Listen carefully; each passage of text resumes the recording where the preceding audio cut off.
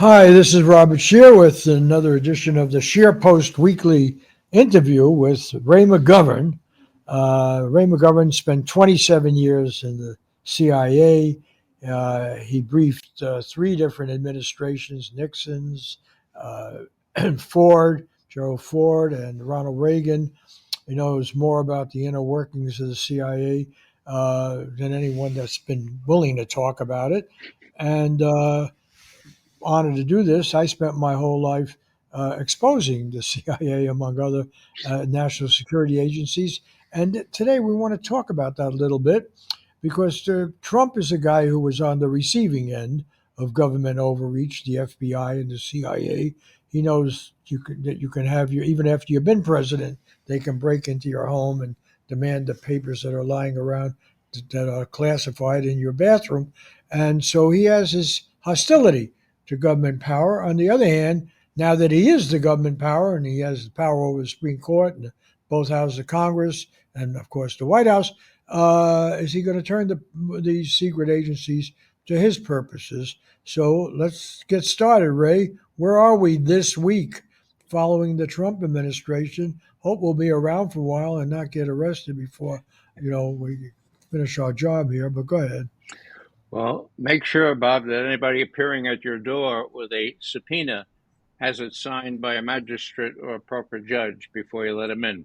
Um, all kidding aside, this week has been really interesting. Well, that's not kidding. That's what this student in Columbia who got his graduate degree and without any charge against him and with obviously what turns out phony papers. He was a permanent resident of the United States. His wife is 8 months into her pregnancy and she has legal status.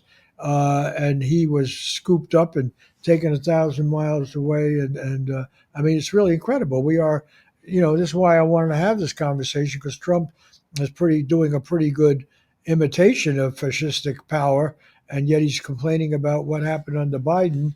And I know you're all involved in this issue.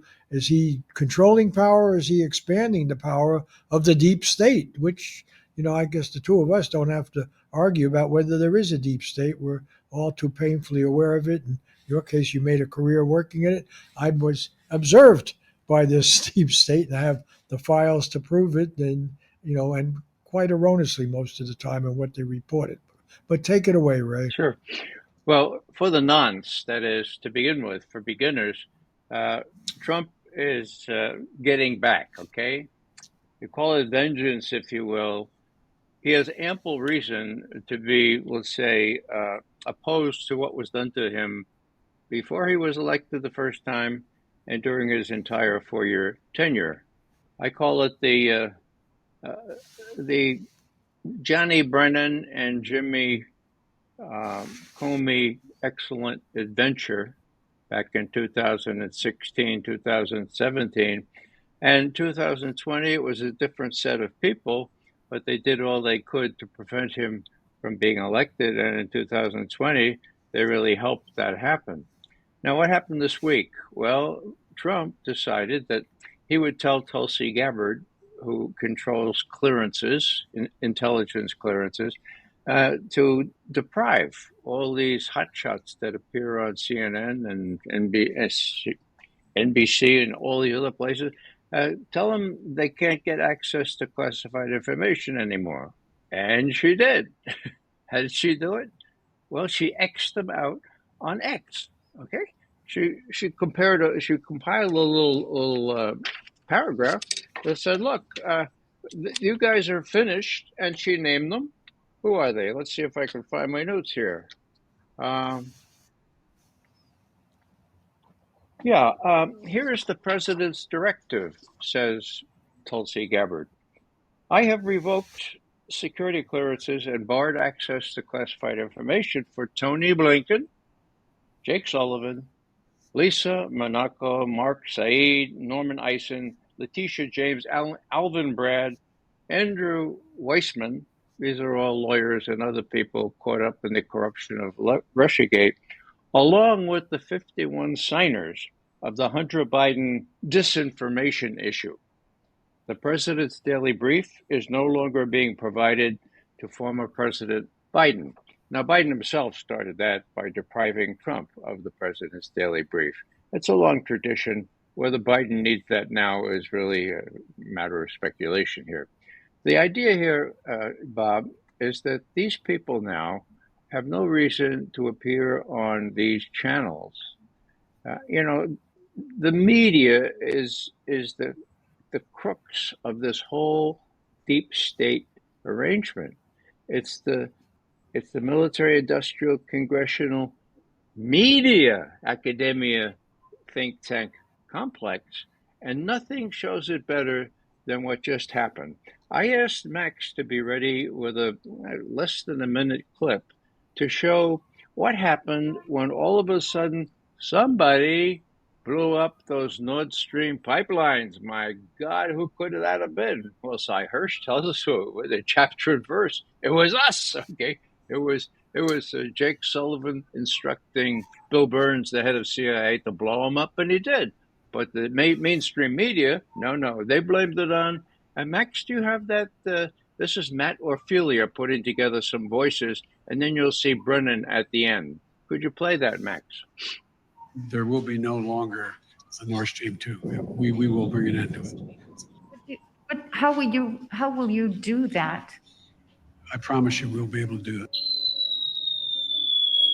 Someone blew up Russia's Nord Stream pipeline. I mean, we have to conclude without the evidence that it's most likely Russian sabotage on its own infrastructure. It's a common sense matter. I think it's Putin's way of sending a message. What Putin is saying to us by blowing up his pipeline is, look, I can blow up a pipeline. Everyone knows that Putin did.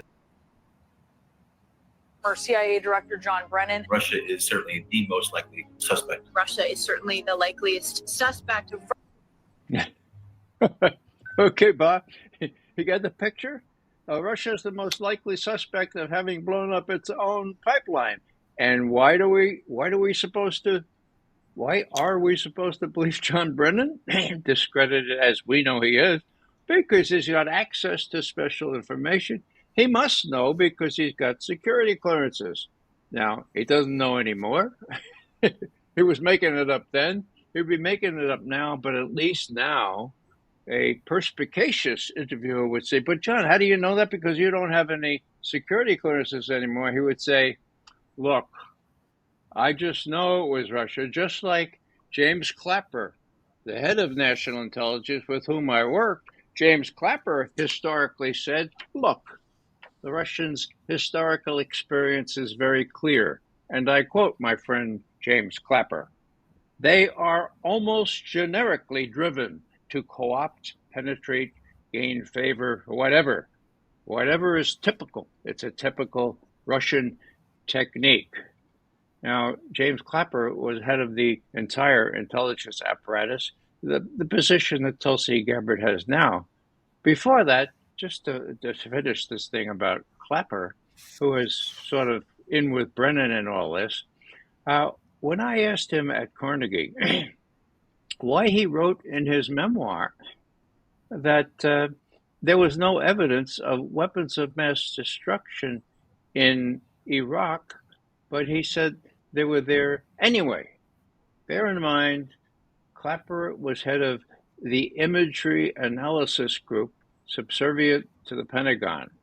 And in his book, he says, and I quote, we were under such pressure from Vice President Cheney that we looked for WMD in Iraq, and we found things, quote, we found things that weren't really there, end quote. And I acknowledge my own responsibility for that, end quote. Hello? So these are the guys not only that are running our intelligence, but now are running our public media. Still more? Well, they'll be denying what just happened. They'll say, look, we know anyway, because the Russians are genetically driven to co-opt, blah, blah, blah, blah. So the game is not over. The game will still be played. It's played all over the world. And we were supposed to be the government that didn't lie to people. That was the whole idea of the construction of the American experiment, the division of power, the suspicion of power, power corrupts, This is why George Washington warned us about the impostures of pretended patriotism. This is why we have safeguards in our Constitution. But ever since, certainly since World War II, but one could argue really for the longest time, certainly since mass media, people with access to government, people who've been in government, lie all the time, and they get away with it. And foreign policy, it's always national security. That's not going to change. So these guys, when they go on now, they'll say, "Well, I still have a lot of friends. I still know what's going on. Yeah. I've been told this." So I just think you're attaching too much more importance. But the other question is, who's going to check Trump's lying now, right? His guys are in power. His guys are running, and his women, or whatever, his appointees are running all of these agencies. And so you get rid of one crowd, the new crowd comes in, and if they want to go to war with China, which is some possibility, they'll lie. And and yes, other governments will lie around the world, but at least people generally don't believe most governments unless they have a particularly effective propaganda approach, and the U.S. does. Most Americans go along with these lies. That's And right. usually on a bipartisan basis. That's the amazing thing. You can lie to the American people more easily, maybe than any other people in the world, because we have the illusion of freedom. We have the illusion of accountability. Well, that's right, Bob. And that's why it's so important here that these people be exposed. Now, you say that Brennan and Clapper and the others, they can just say, well, my friends tell me. Well, there are 51 friends that have also been cashiered in terms of security clearances. Those are the Yeah. 51 that interfered blatantly in the election in 2020. Now, it was Hunter Biden's laptop. And they said this deliberately, that Hunter Biden's laptop contents, which showed, by the way, not only all that salacious stuff that Hunter was involved in, but that he and Daddy were pretty much on the take, not only from the Ukrainian folks, but from Chinese and everything else. So there had to be something to stop this. What happened? We know now, and this is amazing, from court testimony, that this fellow named Mikey Morell, who was acting director of the CIA, testified under oath. And what he said was this: it was just 10 days before the last debate between Trump and Biden. I got a call from Tony Blinken. Tony Blinken is on this list of people being deprived of their clearances. Okay. I could call from Tony. Tony said, hey, Mikey, do you think that you could get, I don't know, maybe could get a handful of former intelligence directors to say that, that Hunter's laptop, that's a Russian intelligence disinformation operation? Do you think you could do that? Because the debate's coming up and it's going to be a big. And Mikey says, don't worry about it, Tony. I got it covered. I got you 50. Takes him 3 days to get 50. It goes on to the press, okay? 51, Mikey adds his own name, 51 former intelligence directors say that the laptop is a Russian intelligence disinformation operation. It has all the earmarks of it, okay? What happens? The debate happens the next week, and Trump still, after 3 years, not wise to the ways of Washington, says, hey, Mr. Biden, what about that laptop? What about that laptop, the salacious and all the damning information in there? And Biden very self-confidently says, Mr. Trump, are you not aware that 51 former intelligence directors have decided that this was a Russian intelligence opera? Are you not aware of that? Okay. So it was a perfect squelch. Did it win the election for Biden? I don't know. It certainly didn't help Trump. What I'm saying here is they knew that that was a lie. Not one of them checked with the FBI, which had the laptop. So when you have these people conniving in interference in an election, well, I know some of those guys. I still know a couple. I'm still in touch with. One of them said to me, okay, Ray, I admit, I was so so afraid that Trump would come back into office that I signed on to that thing. That's called Trump derangement syndrome, Bob, and that's being exposed now. So those 51 are also cashiered. John Brennan and James Clapper can't say, well, I don't know because I don't know anymore. But these guys know. No, they don't know either. And it's going to dissipate until a new crop comes in. As you rightfully point out, we don't know what Trump's going to substitute for these Well, they're lying. miscreants. No, But Trump is. the other ones need to be held accountable, and at least that's on the record. And the new Yeah, guys will I'm say, not. well, these guys can be held accountable. Maybe we can too. So it's a good thing, and it's very unusual that all of these people would be deprived by Tulsi Gabbard, the head of national intelligence, at a sweep there, citing POTUS, the president of the United States, is telling her to do it and doing it in a tweet of all things, doing it, Xing them out in an X. I love it.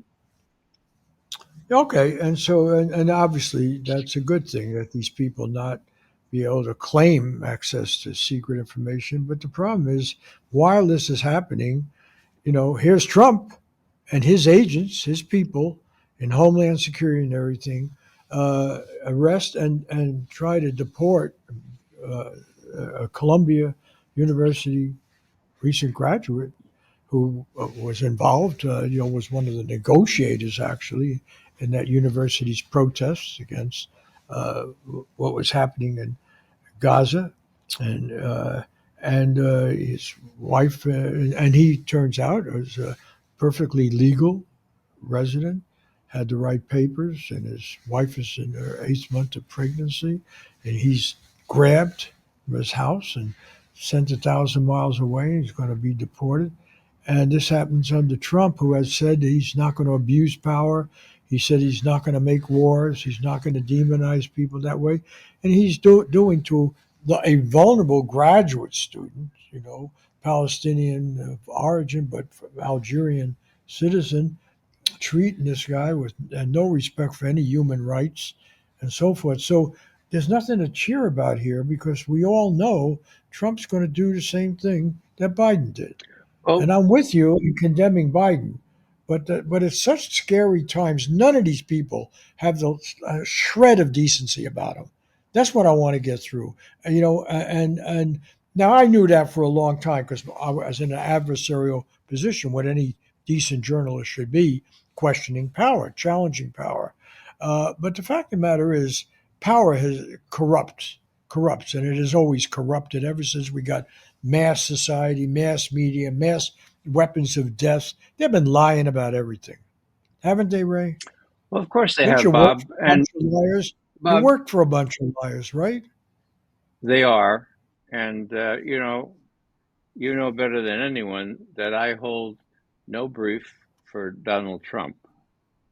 Um, what I'm trying to do here is separate things out for analytical purposes.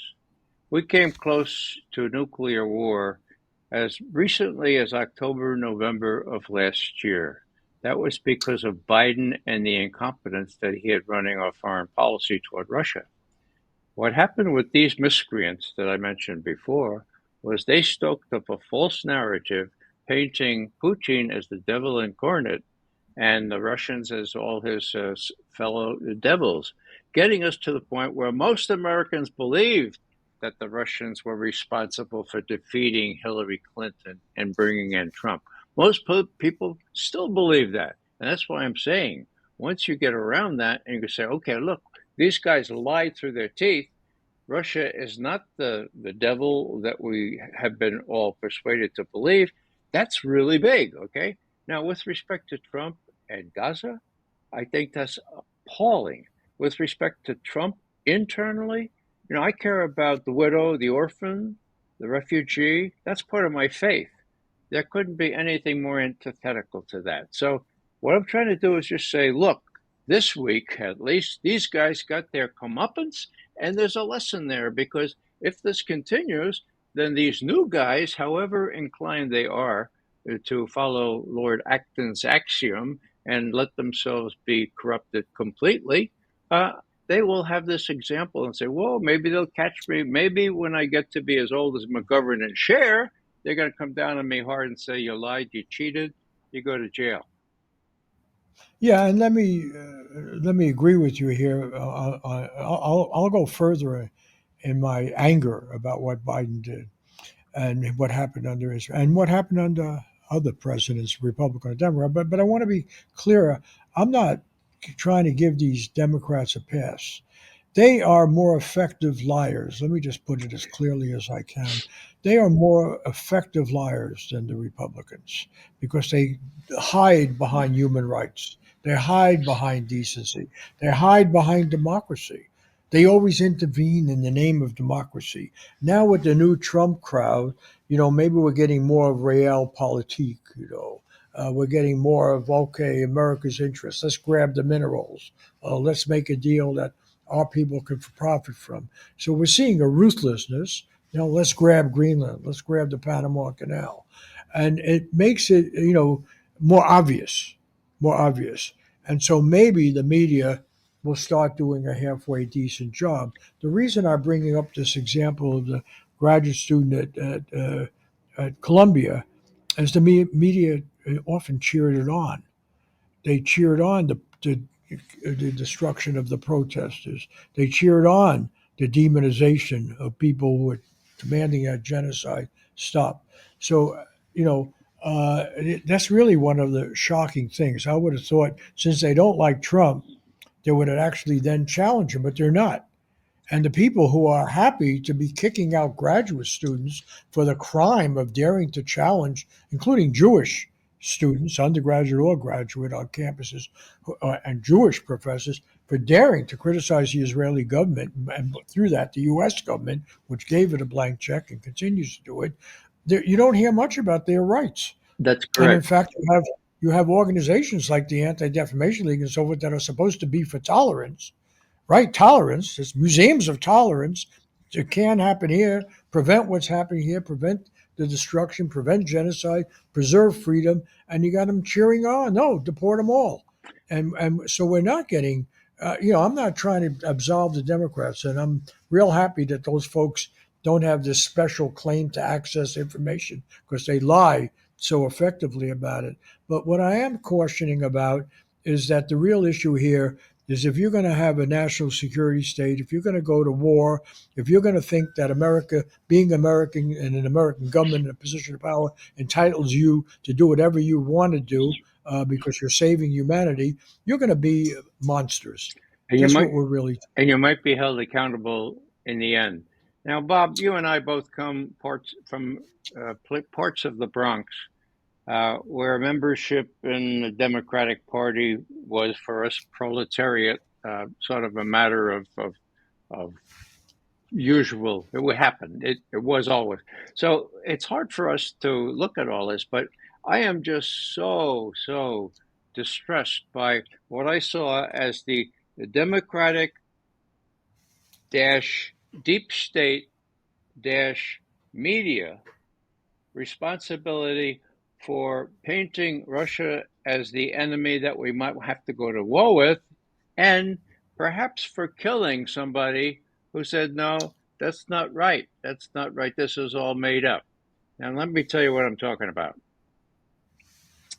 During the campaign in 2016, Julian Assange of WikiLeaks said on June 12th, 2016, we have emails relating to Hillary Clinton, a pending publication. Whoa, what could they be? Well, they had to be emails showing that the playing field was so tipped against Bernie Sanders that Hillary and the DNC stole the nomination from Bernie Sanders, and that became very clear when the three top people from the DNC quit the next day, all right? So how was Hillary going to handle this? What do we do now?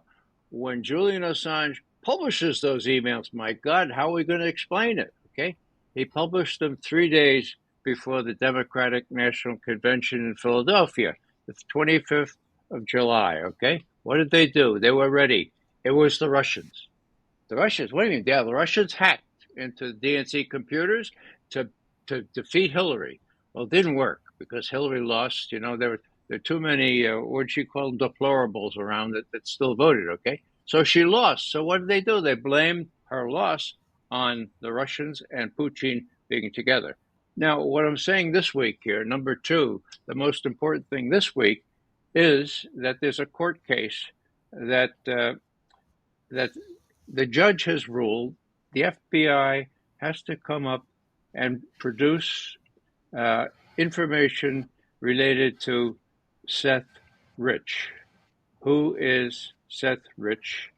His name is not able to be pronounced on polite media, so I'll do it now. Seth Rich. He was an employee of the DNC, okay? He had access to this information, okay?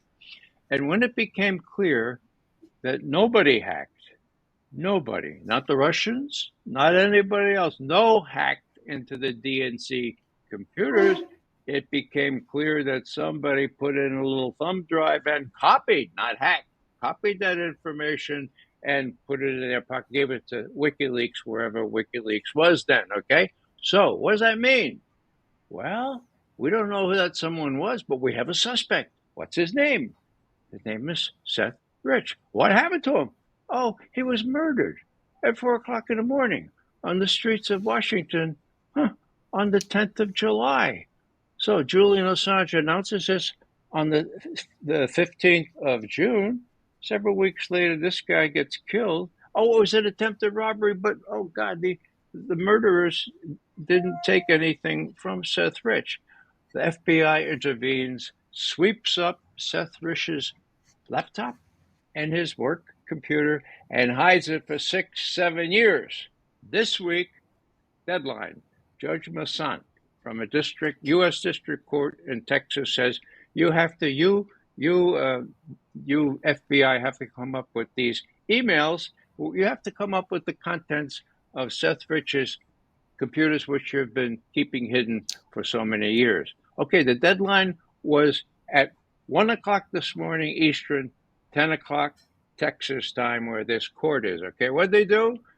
2 minutes before, they gave a bunch of data that you can't make hide nor tail out of it. Okay, and so they're continuing to defy the court. What does that mean? You can't make sense of it because it's all redacted. Well, it's redacted. It's not organized properly. It's you can't find things, and it's not at all the emails that we expect them to have on Seth Rich. So what does that mean? Well, that means that Kash Patel, now he's head of the FBI, right? That means that he's missed this chance to rein these people in and say, look, it's been 7 years. Come clean, all right? Come clean with this data. Give the court what it rightfully deserves to have, okay? It didn't do that. Nor did the FBI do that when Pam Bondi asked them, look, we need that information on Epstein, okay? Give me it all. Make sure it's all. And they didn't do that, did they? No. The guy who headed the New York field office denied her that. And then he had a bagpiper come out when he was thrown out of office, a big, totally unprofessional. So what I'm saying here is that Pam Bondi and Kash Patel, even though they know where the bodies are buried, have an uphill struggle in contending with the deeply embedded deep state democratic media confluence here, which has been able to run shop over what's been going on here in Washington for several years now. Will it change? Well, there's a hopeful sign here. If these cats that used to enjoy security clearances are deprived of them, and if finally the judge, his name is Judge Massant, he's in the Eastern District of Texas, okay? If he says, look, I'm tired of you FBI withholding this information, I'm going to do X, Y, and Z. If he does that, then I think maybe Kash Patel and Bondi will have the guts to say, okay, yeah, the game's up, you guys. Come across with it.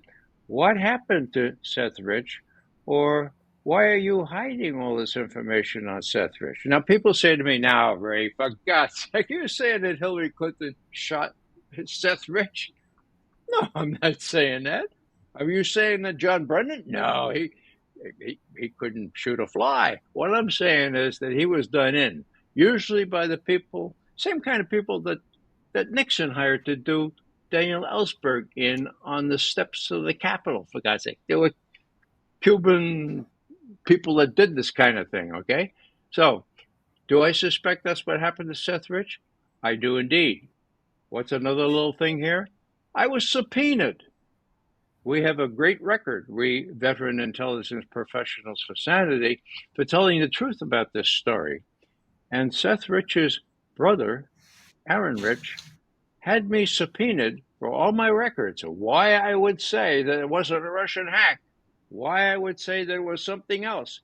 And I had to comply with that subpoena. That's the first time that ever happened in my intelligence experience. Why was I saying that? Well, because that's what the facts show. And until we get to the bottom of this thing, until the FBI comes through with the contents of Seth Rich's computer, which I've had now for several years, we won't know what happened to him. Do I suspect he was killed? Yeah, I do suspect that. Am I a conspiracy theorist? Call me a conspiracy theorist. I accept that. There are lots of people that think this is possible. Very few people are willing to say it like I am. Yeah, and we should remind people what's at stake here is the claim that Julian Assange, who was doing WikiLeaks, was betraying American security. He was not an American, but and that he had, committed some kind of crime, getting this information and all that, and they're all involved, or that it came from the Russians who hacked it externally. And what your organization, as I recall the story, you got this great guy from the NSA who knew all about security, Bill Binney. Yeah, and that he checked it all out, and he said, no, this was an internal job. That's why suspicion then was Rich. But the other thing I want to mention is... Let me just pick up on that, Bob, if yeah, I can. yeah. You mentioned Bill Binney. He was one of two former technical directors of the NSA, National Security Agency, Signals Intelligence, that joined Veteran Intelligence Professionals for Sanity. And when he saw, and we all saw, this yarn being spun that the Russians had hacked, he said, wait a second, I'm a technical guy. I created some of those systems, and we have Ed Snowden's information from Hong Kong. Let's put that all together and figure out what happened here. And they figured it out on the 12th of December, 2016, right? We went to press and we said it couldn't have been a Russian hack. It had to be somebody inside, an insider with access to these computers who copied it, who didn't hack it. That was proven on December 5th of 2017, when the head of the cyber firm who researched this, or who was supposed to, CrowdStrike, his name was Sean Henry, testified under oath. There is no technical evidence that anyone hacked into the DNC computers, not Russians, not anybody else. So we've been following this really closely, and we finally get down to the wire here yesterday with, oh my God, finally Kash Patel, the new sheriff, the FBI is going to have to come clean. Well, they didn't. Question is, maybe Kash hasn't been able to deal with that or not, or maybe he, just like everybody else, will fall in with the system and not pursue this very important issue. That is, why it is that most Americans believe that the Russians are evil incarnate, and indeed, if push came to shove, would support an armed conflict with Russia, given the basis of knowledge that they have been fed through the mainstream media, which once again is the crucible, is the cornerstone of the military-industrial congressional intelligence media complex. Did you want to show that clip, or? Well, we showed the one having to do with Brennan saying the Russians must have, I do have another clip. I'm not sure it's set up. It has to do with me challenging. Let it go. But I think the takeaway from this, and it goes to the question of why so much. I mean, the vast majority of people think the game is rigged. One half thinks the other half is rigging it. But basically, there's the reality is our democracy's not working, and people know it. It's not working. And one reason I like having these weekly conversations with you is I can only suspect it because I'm a journalist coming from the outside. And yes, because of whistleblowers, occasionally you got documents, you could get information. But what you really know about, maybe we could end this by talking about a little bit. You really know about the culture of lying. That this is what really is the oil that makes the whole thing work. Because these people, the 51 you mentioned and the other people that you mentioned, they all went into government with the idea, I know they told their wives or told their husbands or whether, no, I'm going to be an honorable citizen. I'm going to protect the American people. I'm going to inform them, right? I mean, I have to think they don't just use that language all the time. I have to think they somehow know it, and I don't mean just the people in the intelligence agency. I mean people like Hillary Clinton, she knows what we did in Libya. She knows how we destroyed that country. She knows how, Gaddafi was sodomized, and she thought that was okay, wonderful. They know all of this brutality, this ugliness, or just grabbing some graduate student at Columbia in New York and making his life miserable and being able to kick him away and separate him from his family. And so I want to ask you, how do these people live with themselves? Well, Bob, they have a kind of different ethos that comes of power, comes of privilege. Um, we came, we showed, he died, ha ha ha, said Hillary Clinton after Gaddafi was so brutally murdered, actually impaled or whatever. They don't look at things the way you and I do. Now, let me give you just two examples where these folks think that they know best and they're pursuing what's best for America. Here's one. Bob Perry, my mentor in journalism, who founded Consortium News, tells the story of sitting at a table, a small gathering of about 10 people during uh, the Iran-Contra affair, where the U.S. had done illegal things, and General Scowcroft had just left being National Security Advisor. So Scowcroft was there. Bob's betters from Newsweek corporate were there next to Bob, and there was a fellow from Wyoming named Cheney, and all men, of course. Now, what happened was this: Scowcroft, I know that my former deputy Poindexter is going to testify before Congress on Tuesday, and if I would tell him, don't tell him that the president didn't know anything about it. Now, Bob Perry, who knew damn well the president knew everything about it, forgot himself and dropped his shrimp cocktail fork, shattering his glass, paid no attention to it, and without thinking said, General Scowcroft, are you saying that you would encourage your deputy to perjure himself? Silence for about 30 seconds. And then the fellow from Newsweek put his arm around Bob. Now, Bob, you're new at this here down at Newsweek, but sometimes you have to do what's best for the American people. Ha ha ha ha! Gentlemanly laughter. Okay, they know what's best for the American people, and that's what they're going to let out, even if it means lying. Example number 2: Washington Post op-ed pages before the attack on Iraq and for several years after. 20 years total. The guy's name is Fred Hyatt. You're not supposed to say anything bad about the dead, but I'm going to make an exception for Fred Hyatt. He's up at the Columbia School of Journalism, and an undergraduate says, Mr. Hyatt, you ran the op-ed pages for the Washington Post for 20 years now, and during those, back during Iraq, you said for the 6 months previous to the attack on Iraq that it was flat fact that Iraq had weapons of mass destruction. What do you say to that now? Hyatt, well, if there were no weapons of mass destruction there, we probably should not have said there were. period, end quote.